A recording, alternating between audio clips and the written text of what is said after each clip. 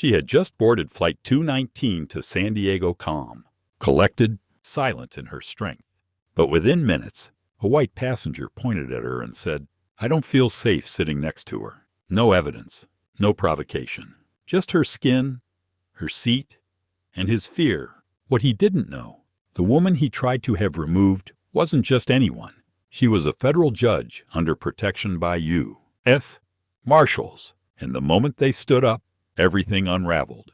But the real story isn't just about justice catching up with arrogance. It's about what happens when a powerful black woman is forced to prove once again that she belongs. So who really gets to decide who deserves to sit in seat 6A? And when the world tries to erase your dignity, do you rise with rage or with quiet? Undeniable power. You're about to witness a true story of humiliation, silence, and a public reckoning. 30. Those are feet in the air. If you've ever been judged before, you could speak. If you've ever been forced to explain your right to exist, this story is for you. Like, share, subscribe. Because what happens next is what they never saw coming. There was something about airports that always brought Amira Holt a quiet kind of focus. The way people moved, some with purpose, some half asleep. The static hum of overhead announcements. The dragging rhythm of wheels on tile. It all felt strangely meditative to her, especially today. She had arrived at Denver International Airport earlier than needed.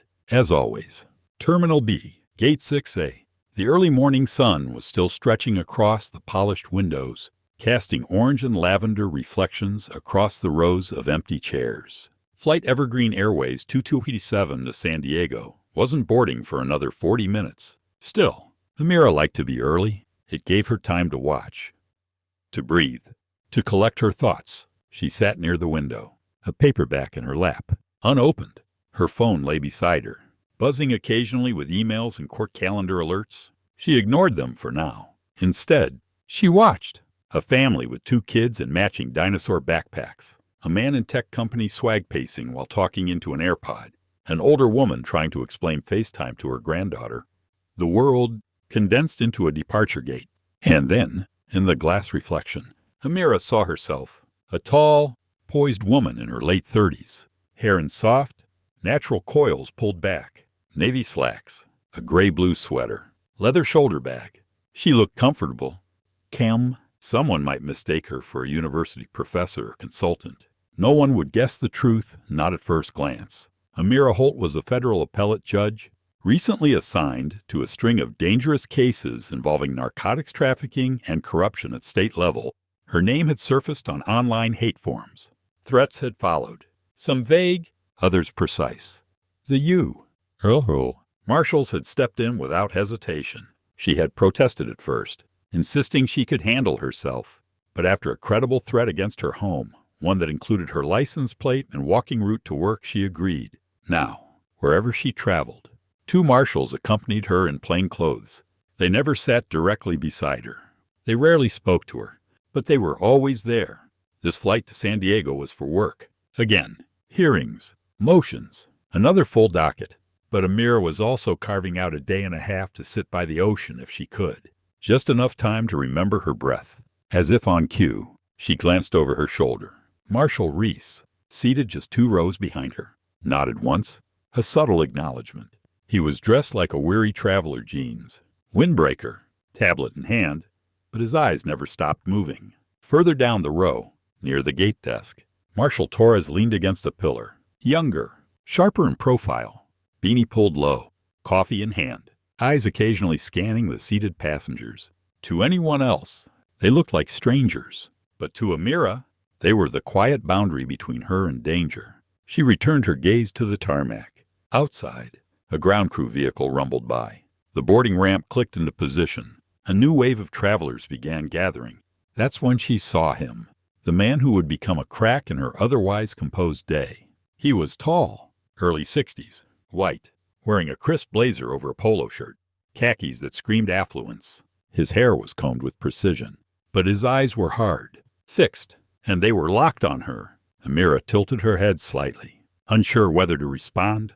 Maybe he was just lost in thought. Maybe he was staring past her.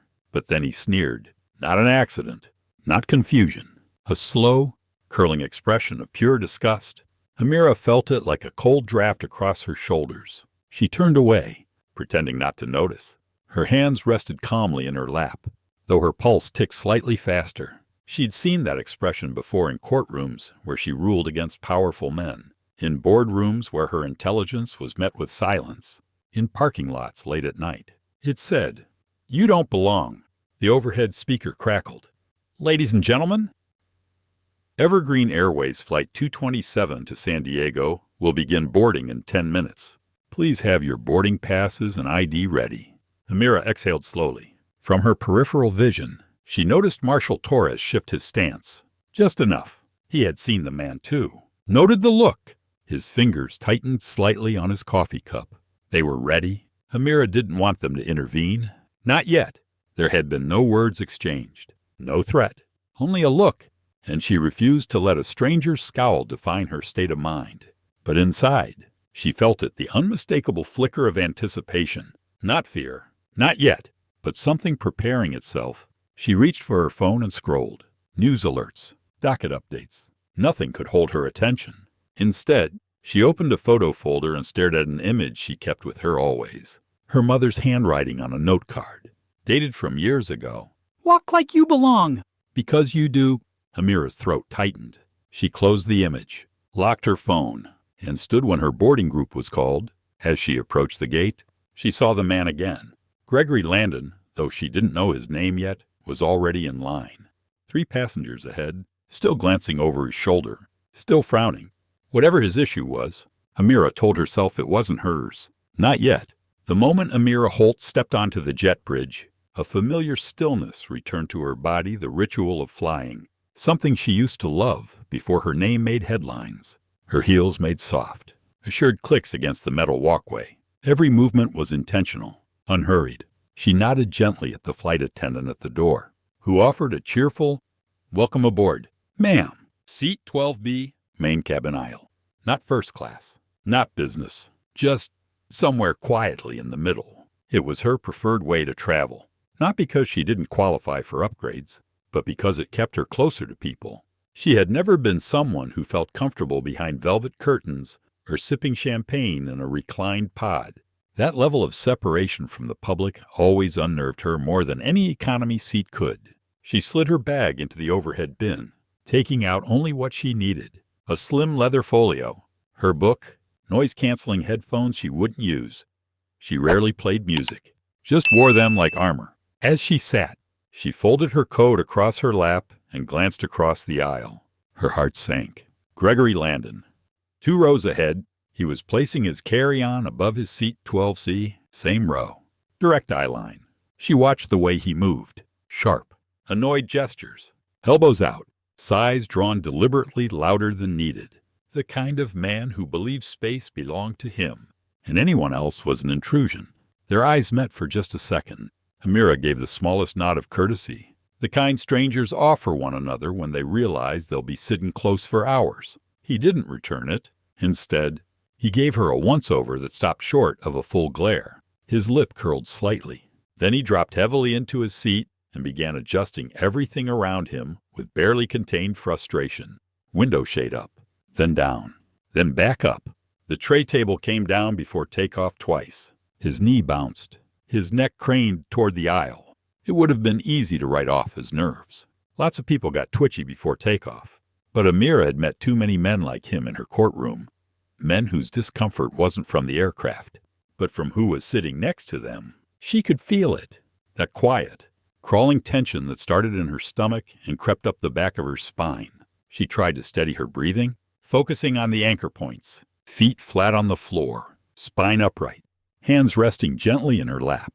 Across the cabin, Marshal Torres had taken his assigned seat 14D, still behind her. Just a few rows. He wore a baseball cap pulled low and had an airline magazine open, but his eyes occasionally flicked upward with deliberate subtlety. Marshal Reese had boarded last and taken a seat near the emergency exit in row 10, on the opposite side of the aisle. That gave him a diagonal vantage point. He leaned back, legs crossed, arms loose. But Amira knew every part of him was alert. They didn't speak. They never did, unless necessary.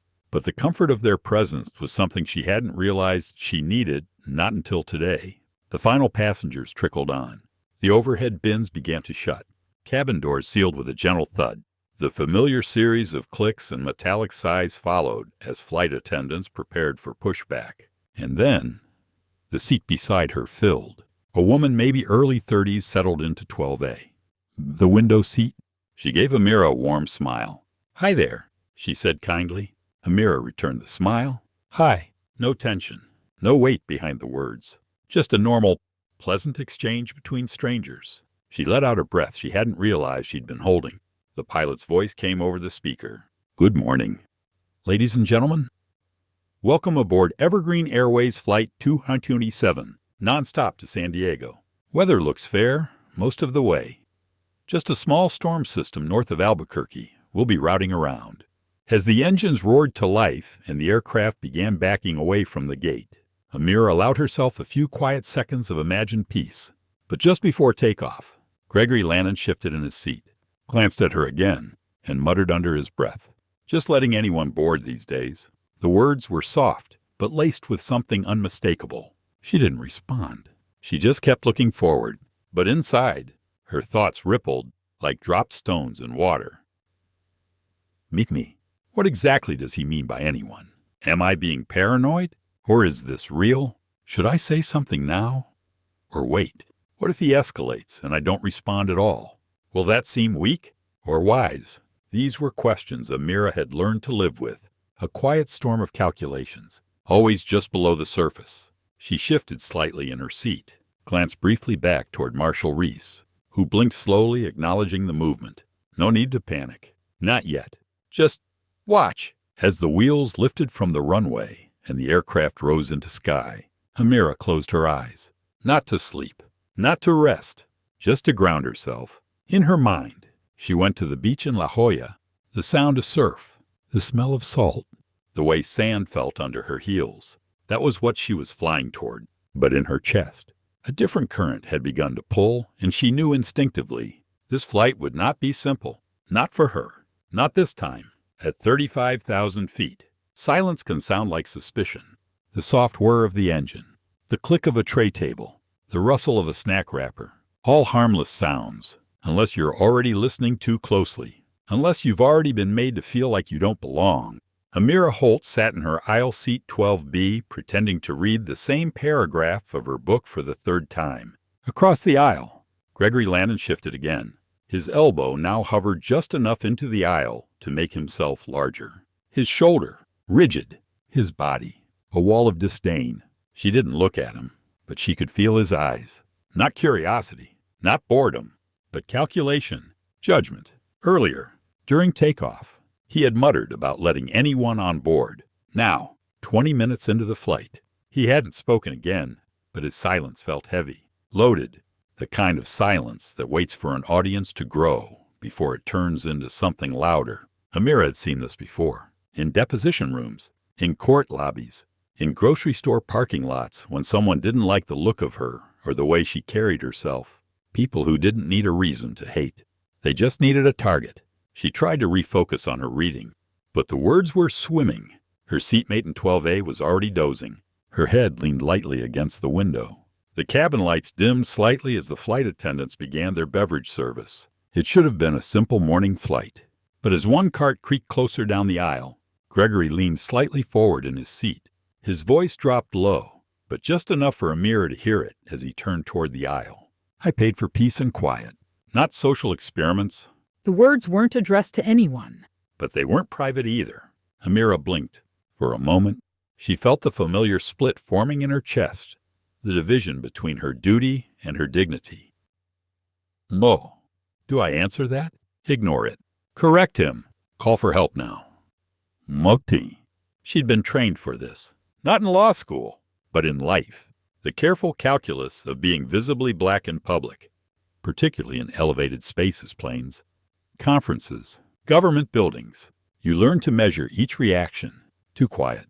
You let it slide. Too firm.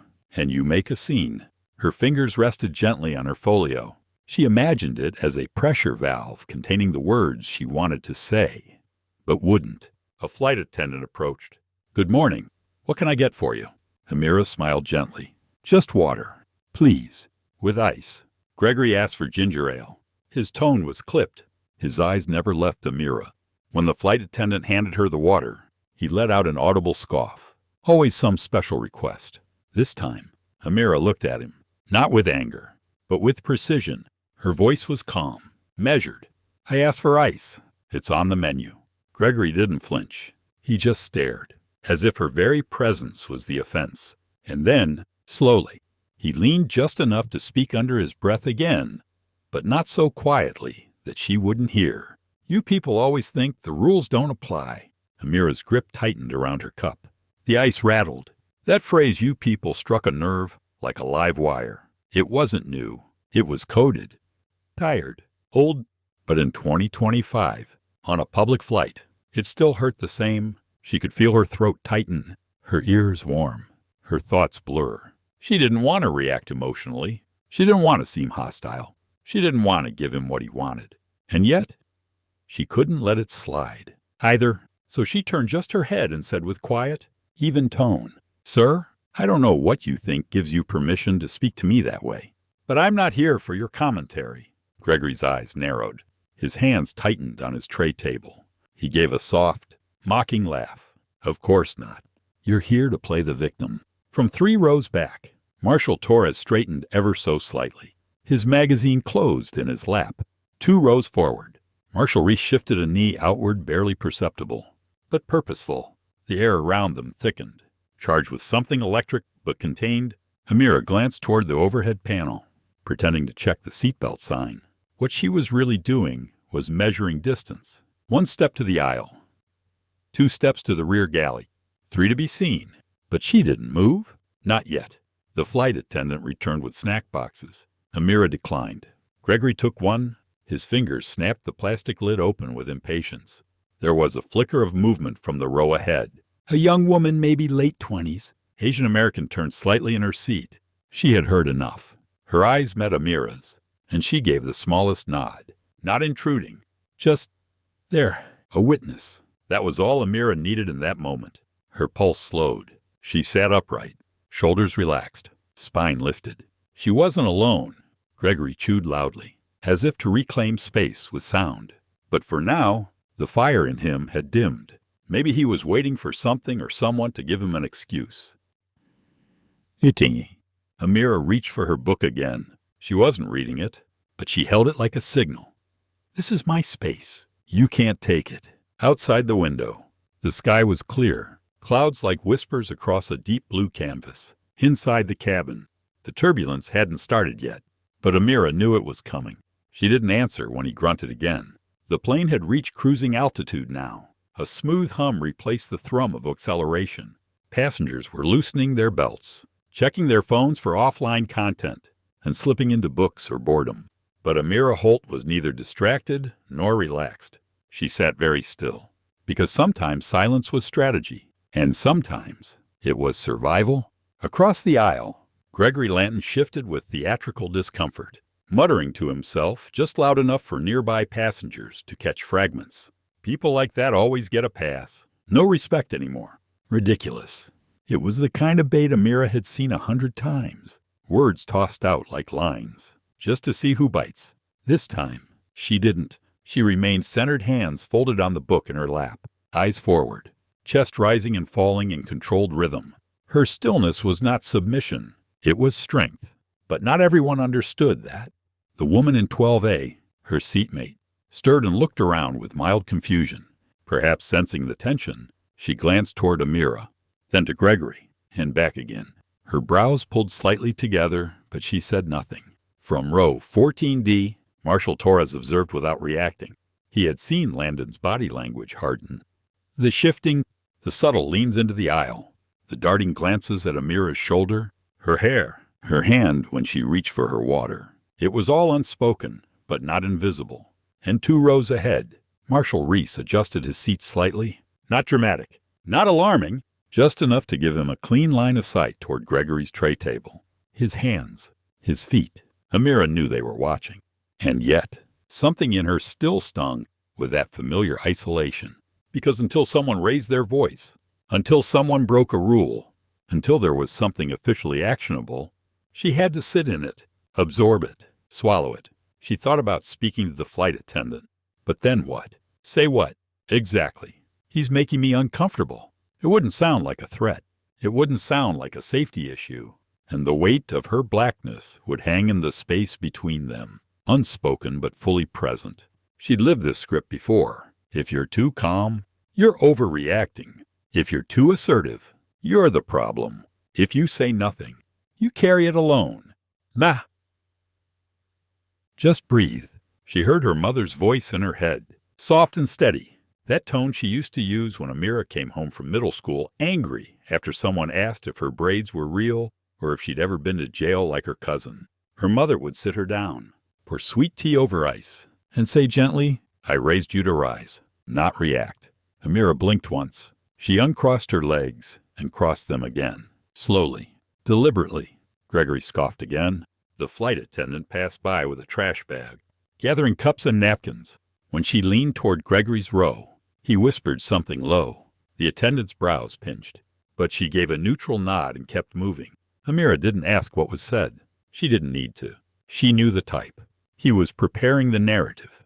Little seeds, hints of a problem, warnings without facts, so that if something did happen, if she did respond, there'd be a trail to discredit her. I told the crew she was acting off. I noticed her watching me, mumbling to herself. She looked nervous, like she was hiding something. It was a game of manipulation, and the worst part was it often worked. But not today. She wasn't just a passenger. She wasn't just a woman trying to make it to a hearing. She was a federal judge, protected and watched over by 2 trained marshals. She wouldn't play his game. She would outlast him. Still, part of her burned. She wanted to turn and say, "Do you know who I am? Do you know what I've seen? What I've ruled on? What I've survived?" She wanted to hold up her federal ID and say, "I could have you detained for the words you've already said." But she didn't, because part of quiet power, real power, was restraint. And Amira Holt had practiced restraint so long it lived in her bones. Oh! 10 more minutes passed, then 20. A few rows ahead, Talia Jane, the young woman from Part 3, turned in her seat slightly. She wasn't staring, she wasn't eavesdropping, but every so often, her eyes darted back to Amira's row. Amira caught the glance once. She smiled softly. Talia blinked and returned the smile, then turned forward again. Another witness, another breath of oxygen in a cabin that felt like it was growing smaller by the minute. The captain's voice returned. "Ladies and gentlemen, just a heads up. We'll be hitting a mild storm system for the next 15 minutes. Nothing serious. Just keep those seatbelts fastened as a precaution." A ripple of murmurs spread. A few groans. Turbulence was common. But for Amira, the word storm now meant something else entirely. Gregory muttered again. This time it sounded like, "Here we go." She didn't ask what he meant. She just reached up, clicked her belt a little tighter, and braced herself, not for weather, but for whatever came next. The first jolt of turbulence struck just as Amira lifted her cup of water. It wasn't violent, just a brief dip and sway enough to make the ice clink against the plastic rim, enough to draw a chorus of nervous chuckles and rustling seatbelts throughout the cabin. Amira calmly placed her cup back in the tray holder. Across the aisle, Gregory Landon grumbled. Figures. It wasn't clear what he meant. The storm outside, the plane itself, or perhaps the fact that she was still seated calmly next to him, unshaken, unbothered in ways he couldn't seem to tolerate. Amira didn't respond. She wasn't about to, but the next moment made that impossible. Gregory leaned slightly toward the aisle and spoke again. Louder now, loud enough for the woman in 11B to glance back. Startled. "You know, it's people like you who make travel miserable. You think you're owed something, like you belong wherever you plant yourself." Amira blinked slowly. There it was. Direct, open, raw. No more whispered jabs or passive smirks. She turned her head just slightly, enough to make eye contact. Her voice, when she spoke, was soft but measured. "Sir, I've done nothing to you." He scoffed.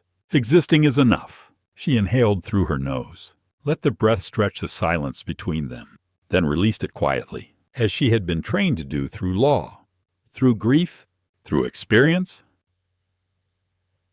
But something in her shifted then, something subtle, quiet, but firm, the part of her that remembered every courtroom where she had been mistaken for the stenographer, every airport where she had been randomly selected, every boardroom where her introductions were skipped. The weight of it pressed against her spine. But this time, she stood her ground without rising from her seat. "I'm not here for your permission," she said quietly. Gregory smirked, but behind it there was a twitch, a flicker of discomfort, maybe even fear. "We'll see what the crew has to say about that." He muttered, "I know what I saw. The way you were looking around, whispering, making notes." Amira turned fully now. "I'm a federal judge preparing for a hearing. I don't need to explain myself to you." That was a line, and Gregory didn't like it. He sat back, arms crossed tight across his chest. He mumbled something under his breath that Amira couldn't catch, but she didn't need to. She had seen enough of this game to know what came next.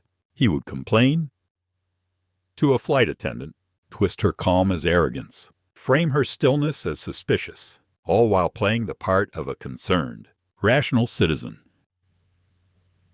Moments later, as if on cue, a flight attendant made her way down the aisle. Her smile was polite, but strained, the kind of customer service face worn down by too many miles in the air. Gregory raised his hand. "Excuse me," he said loudly. "I'm not trying to be difficult, but I'm feeling increasingly unsafe." The attendant blinked. "Sir." Gregory nodded toward Amira. "This woman keeps looking at me, muttering things. She's fidgeting a lot.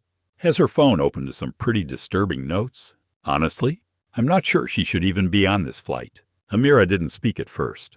She wanted to measure the flight attendant's eyes. Would she panic, side with the loud voice, or listen to the calm one? The attendant turned toward Amira, clearly uncomfortable. "Ma'am, is everything okay?" Amira answered plainly. "I'm preparing for court. I'm a federal employee. I've spoken to no one and haven't touched him." There was a beat of silence, awkward, tight, and loaded.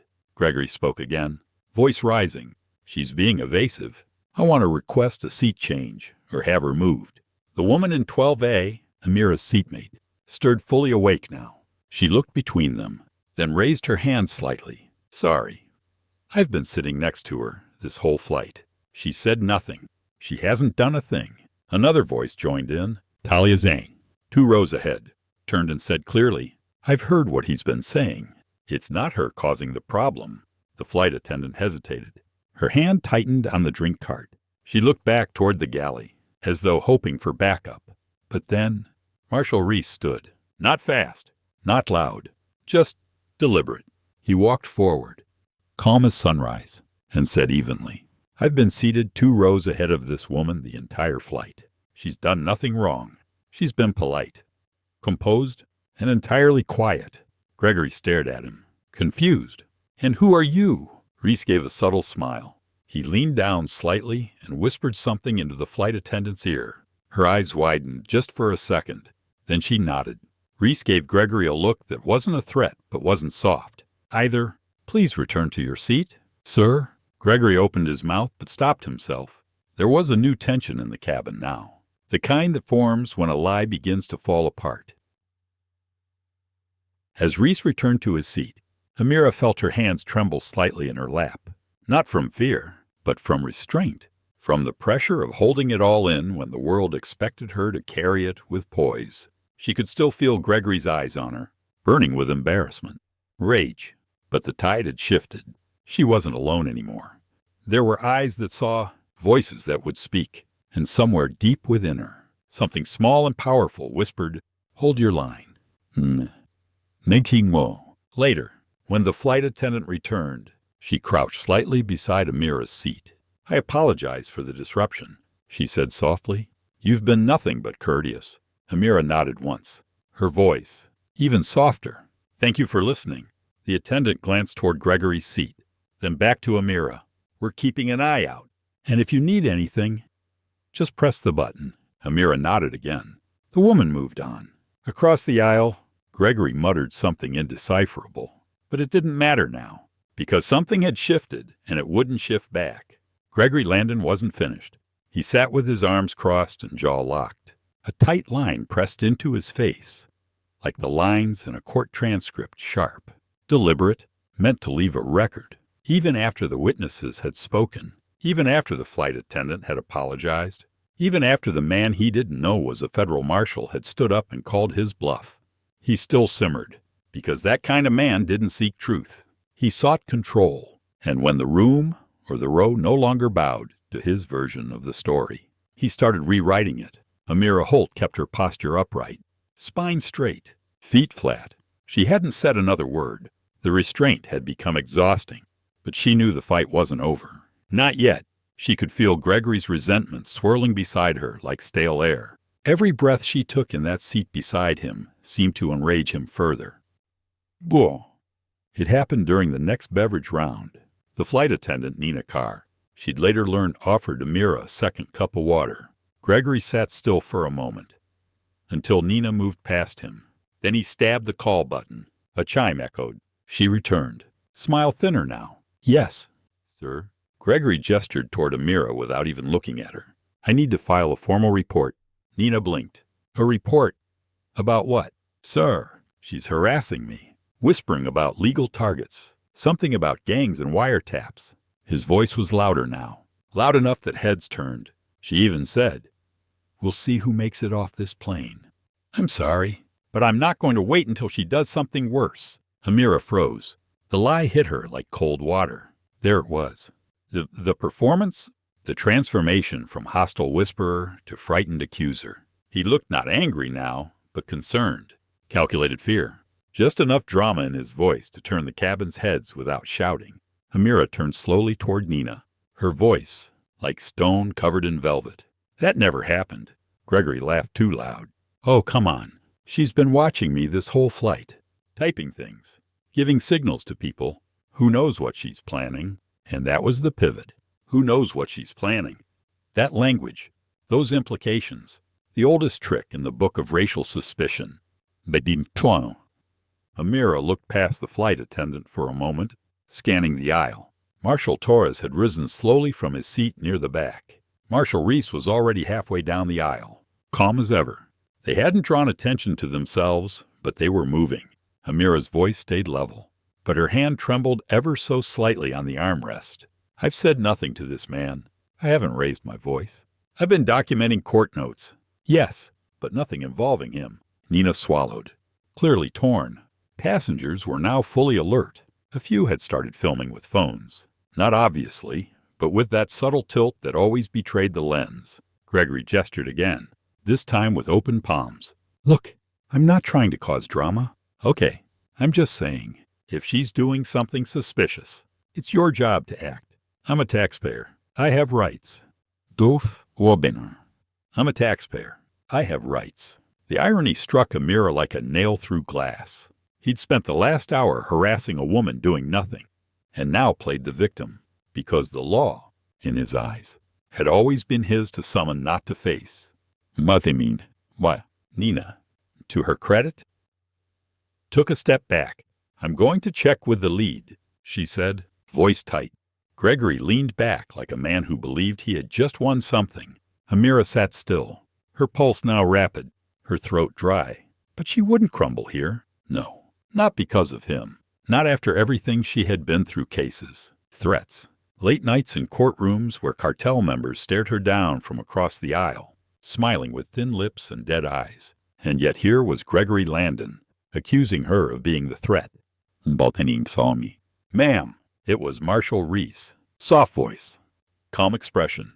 He had stepped forward now, lowering his frame so that only Amira and Nina could hear. Would you like me to speak to the purser, or wait until he pushes it further? Amira nodded once. Wait, for now, because still part of her believed this might be resolved with facts, with reason, with decency. But inside, she already knew better. She already knew Gregory wasn't just a man with complaints. He was a man who wanted a reaction, a scene, an arrest, a stain. It's he ho mang. The purser, another attendant with decades of composure behind her eyes, approached 5 minutes later. She crouched by Amira's row and said, Ma'am, I've been told there's a concern involving you. Do you mind stepping toward the rear galley so we can chat privately? Gregory smirked behind her, and Amira almost said no. Almost. But instead, she nodded. because she wanted this conversation documented. Mawang minute. As she stood, she passed Marshal Torres, who had taken a spot in the aisle near the restrooms. He gave her a silent nod. In the rear galley, the purser lowered her voice. I want to start by saying you've been professional and respectful since boarding. I've watched your demeanor myself. But when a passenger makes repeated claims, we're required to follow through. Amira nodded once. I understand. May I ask what you do for a living? I'm a federal judge. Traveling on assignment? I'm being monitored for safety. The purser blinked. Monitored. Amira leaned in. There are 2 U.S. Marshals on this flight. And as she said it, a calm settled over her like warm water. The words carried weight. Real weight. Mo, the purser straightened. Thank you. Ma'am, I'll follow proper protocol. She added, in a softer voice, I'm sorry this has happened. Amira looked her in the eyes. It happens more than you know. And then she walked back to her seat, with her head high. With dignity that didn't need to shout to be heard, Gregory looked at her like he'd been robbed of something. But what he didn't know, what he hadn't figured out yet, was that he'd just lost the story. The aisle felt longer on the walk back. Amira Holt moved past row after row of quiet eyes. Some sympathetic, others confused, and a few that stared too long before looking away. She didn't ask what they were thinking. She already knew. It was the same look she'd seen outside courthouses when walking past protests. The same look jurors sometimes gave her before realizing she was the one wearing the robe. A look that asked, why is she being spoken to? When the real question should have been, why is he being believed? She reached her seat, sat down with grace, took a slow breath. The silence around her was now brittle, so still it could snap. Across the aisle, Gregory Landon hadn't moved. He didn't look smug this time. Instead, he looked smug and nervous, like a man who had pulled the fire alarm and wasn't sure if the sprinklers would go off or if he'd be arrested for false reporting. Amira didn't look at him, but she could feel it, that doubt he wanted to infect the cabin with. The kind that didn't need proof, just repetition. The kind that asked questions not to seek answers, but to create suspicion. Meaning, Biensko. Is she dangerous? Was she whispering something? Maybe they're both at fault. She hated how easily doubt stuck to black skin, how quickly presence could be mistaken for provocation. The purser had handled it professionally, yes, but even professionalism had limits when drenched in procedural. We just have to check protocol. And yet, she had seen something in that woman's eyes, a pause, a shift, a recognition that Amira wasn't just a passenger, that she was a target. She leaned her head against the seat briefly, eyes closed, not in exhaustion, but for protection. Inside her chest, an old ache stirred, not from this flight, but from years of enduring things just like it. Microaggressions, casual undermining, thinly veiled questions about credentials or how she got the job. And now she was back on a plane, being accused of criminal intent for tapping notes into her phone. She wanted to laugh, but instead, she whispered inwardly, not today. The plane shook gently, another light patch of turbulence. Over the intercom, the captain's voice crackled. Ladies and gentlemen, we're still experiencing some moderate chop as we reroute around weather. Please keep your seatbelts fastened for safety. Safety, funny word. Amira thought. People used it to mean so many different things. For her, safety meant marshals assigned to shadow her life. For Gregory, it apparently meant removing a black woman who dared to look calm. Across the row, she saw Talia Zhang again, glancing back subtly. She didn't speak, but her phone was still in her hand, screen dimmed, but ready. Another witness, another anchor. Then, Gregory raised his hand again, pressed the call button. Another chime, another pivot in the air. The purser returned, stepping into the aisle between Amira and Gregory's row. Yes, sir. His voice lowered this time, but not enough. Has anyone actually checked what's in her bag? Amira's breath caught. The words were calm, calculated, chilling. Gregory spoke them like a man giving a helpful suggestion, but every syllable carried weight far beyond the seat cushions. He was now implying danger, explosives, violence, terrorism. The leap wasn't subtle. It was racial. It was weaponized, and it was deadly. Hadimo Hong. Amira sat frozen, not out of fear, but calculation, because she knew that this kind of accusation, once spoken aloud, couldn't be unheard. This was the point in stories where black men and women had been dragged from flights, interrogated, handcuffed, beaten, or worse, and all it took was someone like Gregory asking questions. No! The purser held firm. Sir, we have no cause to search any passenger's belongings unless there's a legitimate threat or behavior indicating risk. Gregory raised his hands as if he were being calm. I'm just saying, it's better to be safe. You never know these days. And I overheard some things that sounded concerning. He didn't look at Amira while saying it, but he didn't need to. That was when Marshal Torres appeared. No rush, no announcement. He simply rose from his seat, walked down the aisle, and stepped beside the purser. I'd like to speak with you privately. Ma'am, he said, directing it only to her. The purser's brows lifted slightly. She nodded, stepping aside with him toward the galley. Amira didn't need to hear the words exchanged. She had seen the way Marshal Torres moved quiet, steady, unmistakably federal. Moments later, Marshal Reese appeared in the forward cabin. Not together, never obvious, just coordinated. The way they had practiced it. The way they'd been trained. Médecins. 5 minutes passed. Then 10. Then Nina Carr returned face calmer now. Firmer. She leaned toward Amira's row and said just loud enough for Gregory to hear. We've reviewed the situation. There's no cause for concern. No one will be searched, and there will be no seat changes. Gregory opened his mouth, but the look she gave him shut it again. Not anger, just finality. She turned to Amira. Ma'am, if you need anything, please press the call button. Amira nodded. Her lips formed the words, but her voice didn't rise. Thank you. Oh, each mind. Gregory sat back in his seat, red-faced, fuming. For a moment, his power had felt real, but now it was crumbling. His weapon had failed, and it had failed because Amira didn't raise her voice, didn't make a scene, didn't lash out. Instead, she had remained still so still, the truth became louder than his lies. No minim vodum. Inside, though, Amira still trembled, not because she feared what might happen now, but because she had seen how close it had come, how thin the thread was between dignity and danger, and how easy it was for someone like him to try and cut it. He couldn't help himself. Gregory Landon wasn't used to being told no. Not in boardrooms, not in restaurants, and certainly not on airplanes. The way the flight crew had shut down his accusations, it didn't settle him. It enraged him. His fingers drummed violently on his tray table. He shifted in his seat, eyes darting toward Amira Holt as if she were the one creating chaos simply by not reacting. She had not responded, had not flinched, had not shrunk, and in his mind, that was proof of guilt, because when people like Gregory couldn't make you afraid, they tried to make you pay. Beam. He hit the call button again, third time in an hour. A long chime echoed through the cabin. Passengers looked up now with visible irritation. The scene had become obvious. Flight attendant Nina Carr returned, tight-lipped. Sir, can I help you? Gregory leaned forward, speaking with the agitated flair of a man convinced the system was rigged against him.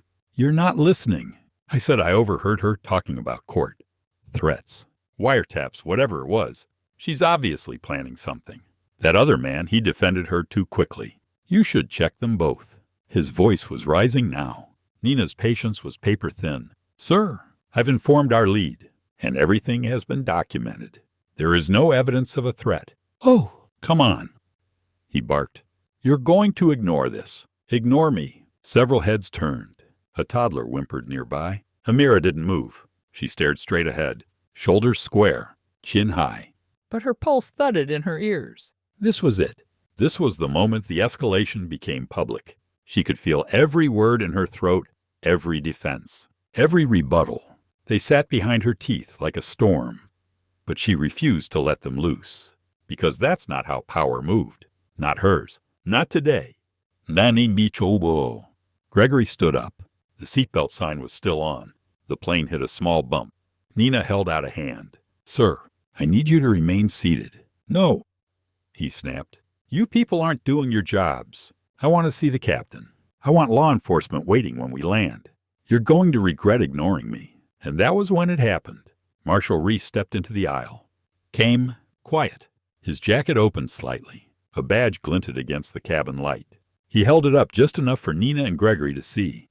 That won't be necessary, sir, Reese said, voice steady. The cabin fell into a hush. Passengers leaned closer. Even the toddler stopped fussing. Gregory blinked.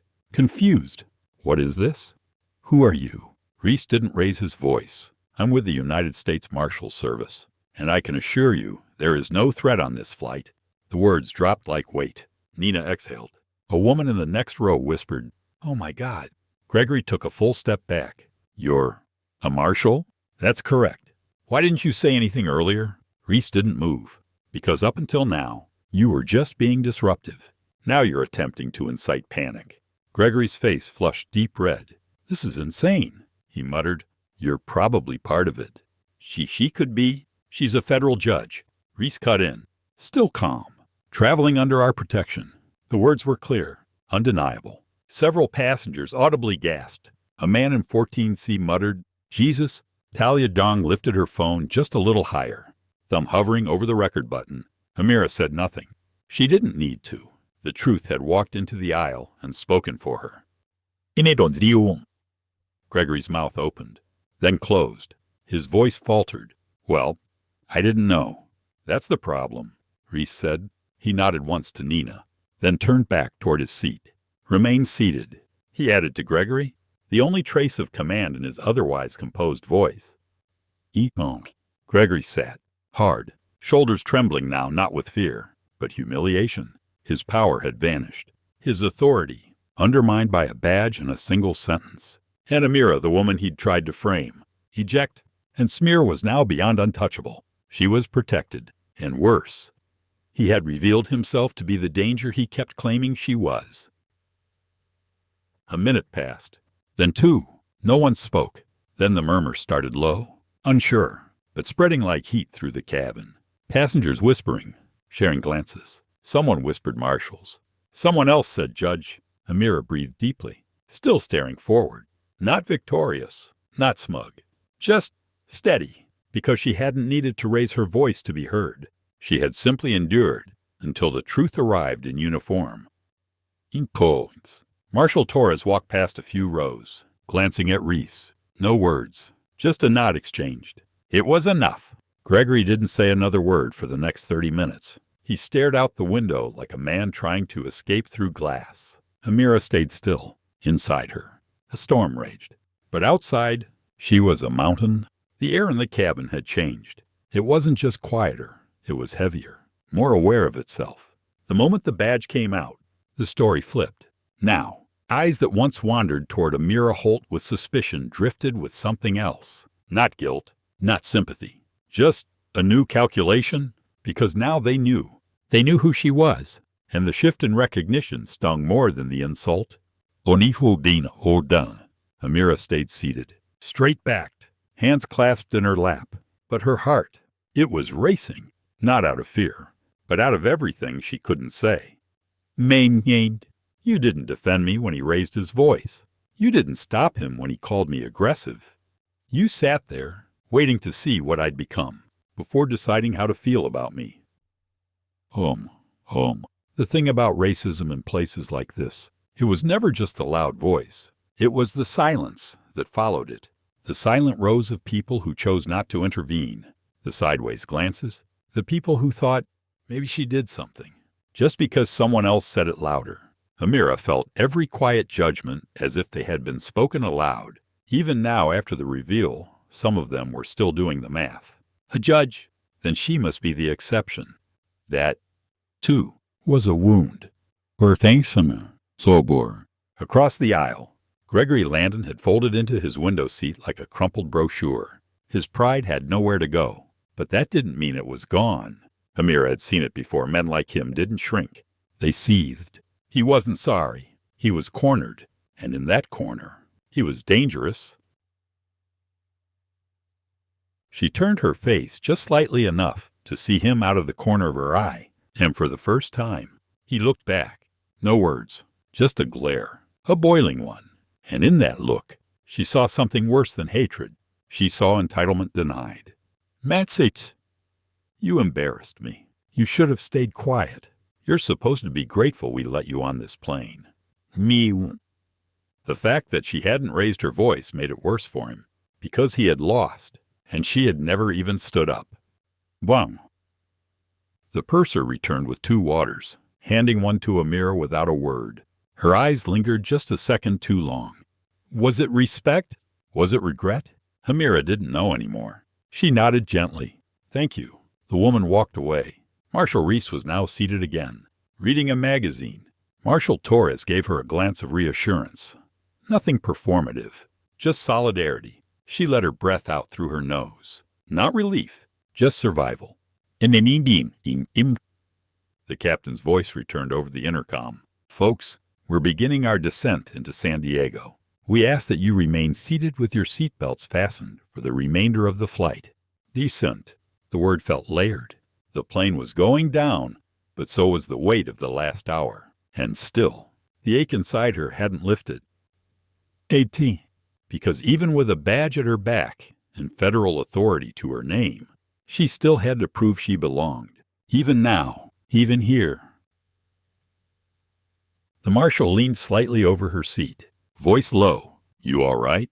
Amira nodded, but after a pause, she whispered. No, Reese said nothing. Just a small breath. Then, we'll be with you all the way to the car. She appreciated that, but the damage wasn't outside the plane. It was inside her. Her thoughts spiraled for a moment. She thought of her mother, how she once said, some people will never see your worth until someone white confirms it.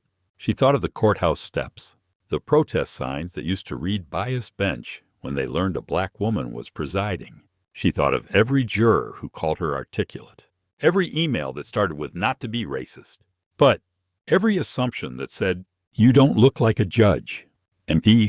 Or answer. No, she wasn't okay, but she was ready. The plane began its final descent. Outside, the California coastline came into view, glinting in the sunlight, bold and indifferent. Inside, the cabin had settled into hush again. The seatbelt light blinked on. Gregory adjusted himself once more. And then, he did something Amira didn't expect. He leaned slightly forward, and in a voice just barely above a whisper, he muttered, You people ruin everything. Amira froze. No one else heard. No one else needed it. Her eyes didn't move. Her posture didn't change, but her fingers curled slightly in her lap.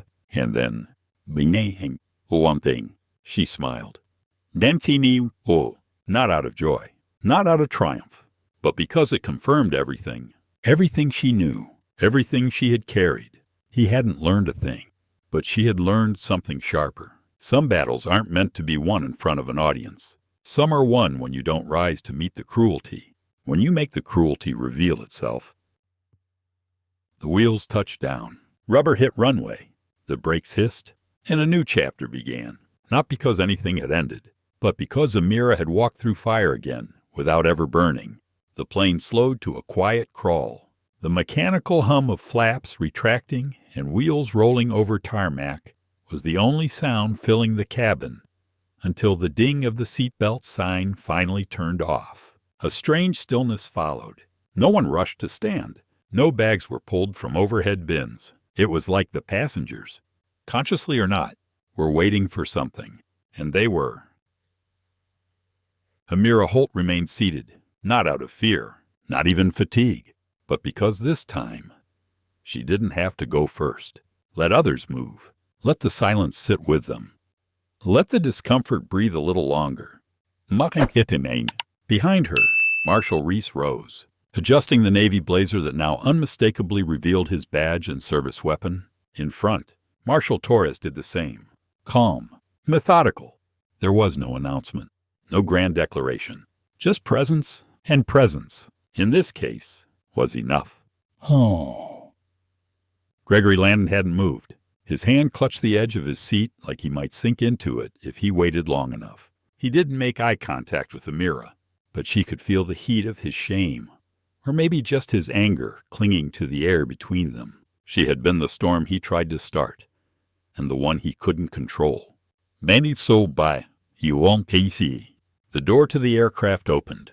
Bright daylight spilled in, and at the gate, 2 uniformed officers from the San Diego Airport Police stood waiting. Siggy. Devin Ellis among them, a tall, composed black man in his early 40s, with a face that had seen enough of people like Gregory to read them in seconds. Marshal Reese stepped forward first, offering a clipped nod. We've got a disturbance report to file. Passenger in 22A. Gregory stiffened. This is ridiculous, he hissed, voice hushed. This is overdue, Marshal Torres said flatly. Onimdim.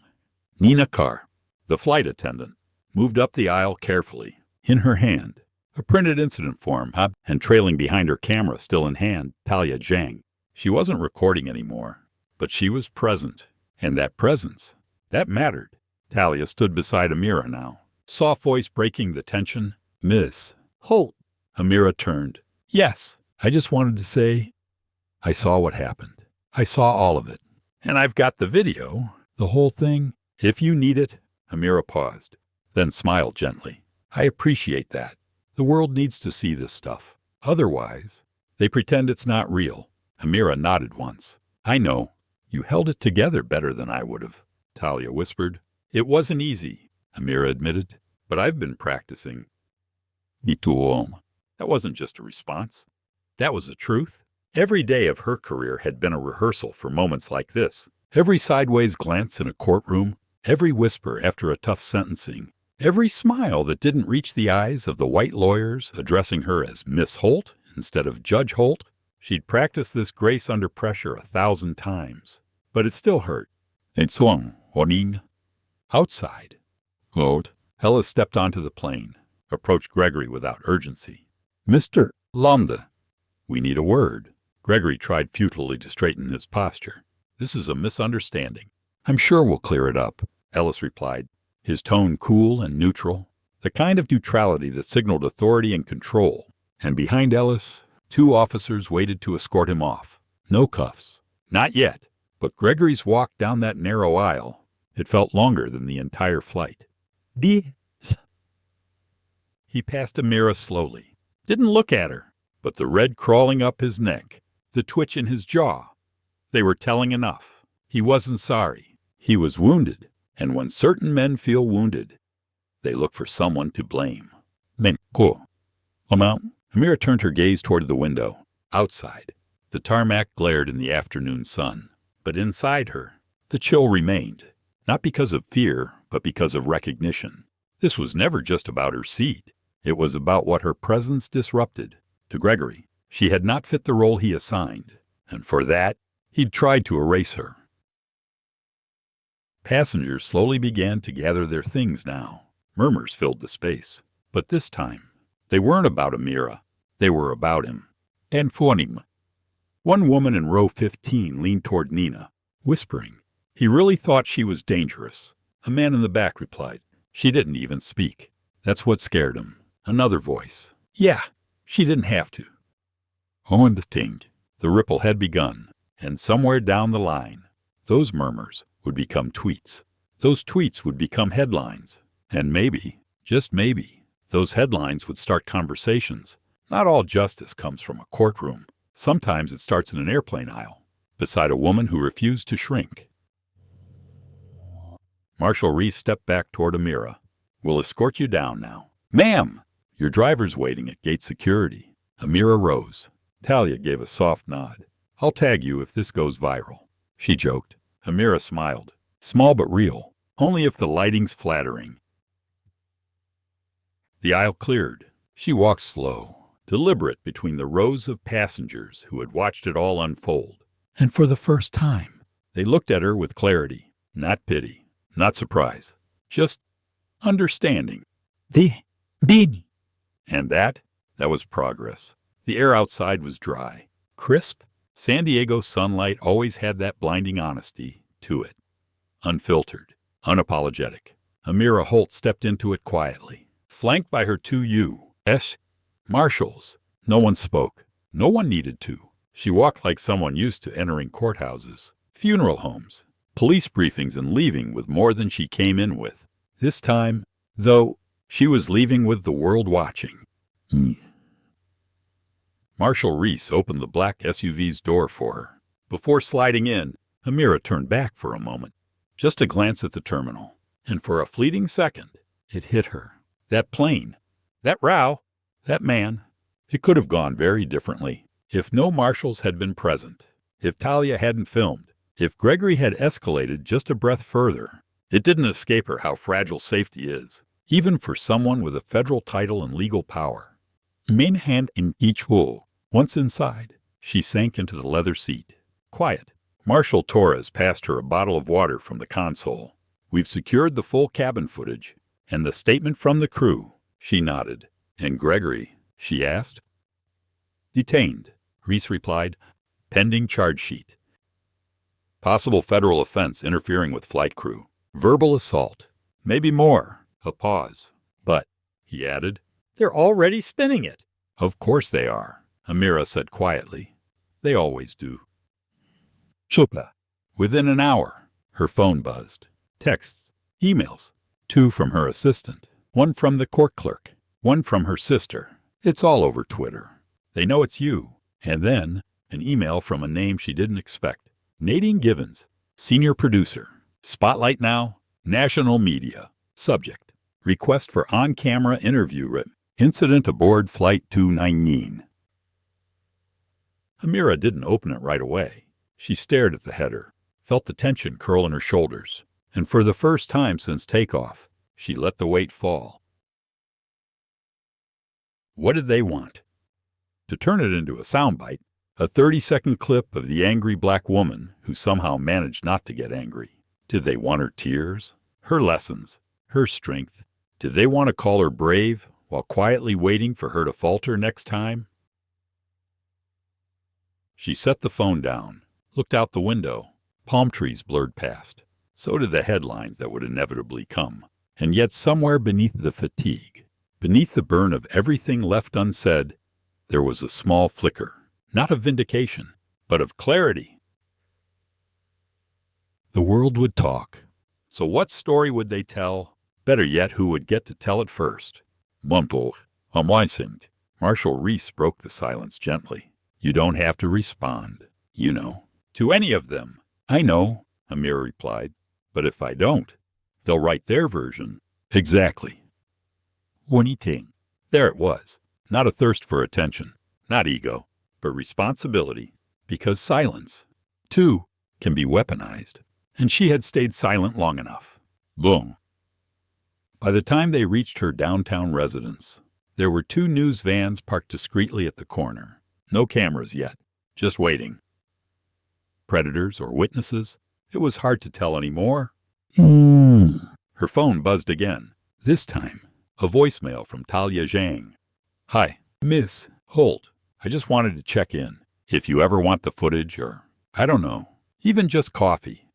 I live near Pacific Beach. I think you're incredible. That's all. Amira listened twice, and for the first time that day, her eyes softened. Not everyone stood by in silence.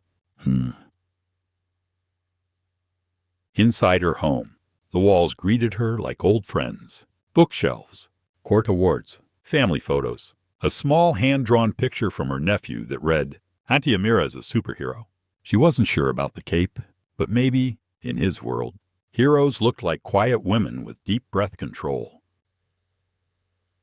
She made tea, chamomile, no sugar, just like her grandmother used to. And finally, she opened the email from Nadine Givens. Judge Holt, we understand the nature of what you endured today aboard Flight 219. Your name is surfacing across national discourse. We are requesting a 12-minute segment, pre-recorded. You will have editorial approval before release. Please know, we believe your voice matters. Respectfully, Nadine Givens, senior producer. Spotlight now. Blouse. It was surprisingly measured. Still, she read it 3 times. And then, with calm hands and a measured breath, she wrote back. Mrs. Givens, thank you for your message. I would be open to discussing the parameters of this segment, but I want to be clear. This is not just about what happened to me. It is about what happens around women like me every day on planes, in courtrooms, in boardrooms. If we're going to talk, let's talk truth. Amira Holt.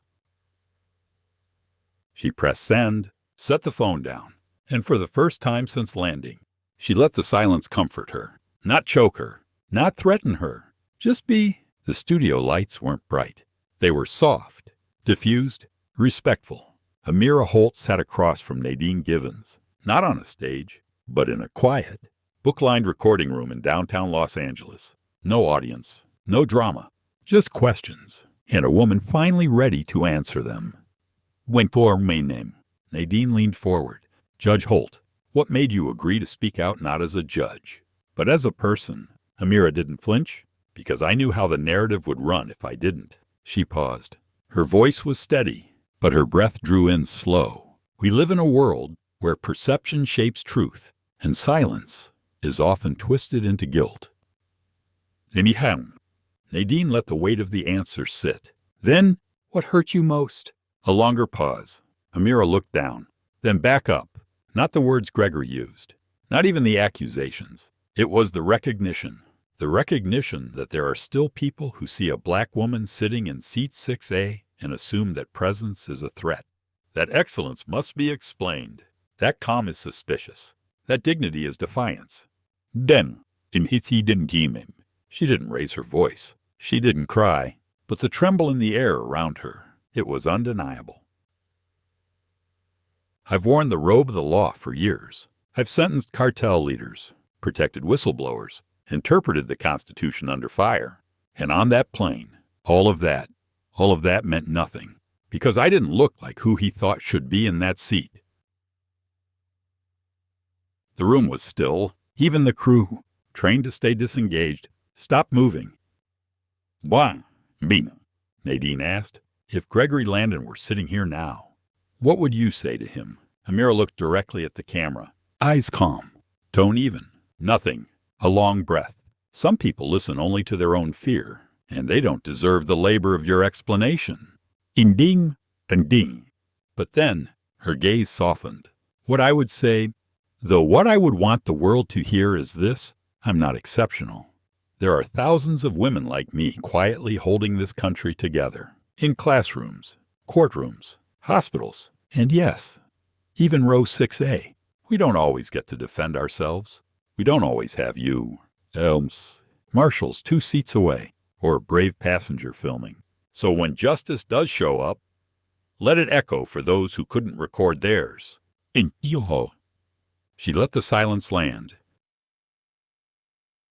When the interview ended, the room stayed quiet for a moment longer than usual. Then, Nadine reached across the table and simply said, "Thank you, not just for surviving it, but for telling it." Amira nodded once, not as a bow, but as a quiet declaration. I'm not done.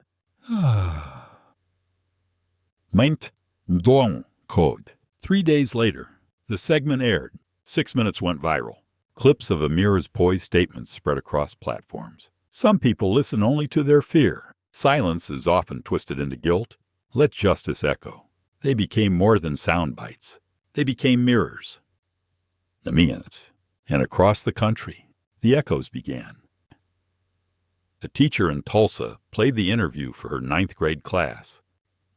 A woman in D.C. shared the clip with her aging father, who never understood why she hesitated to fly. A retired judge emailed Amira to say, "I've worn the robe 28 years. You just reminded me why."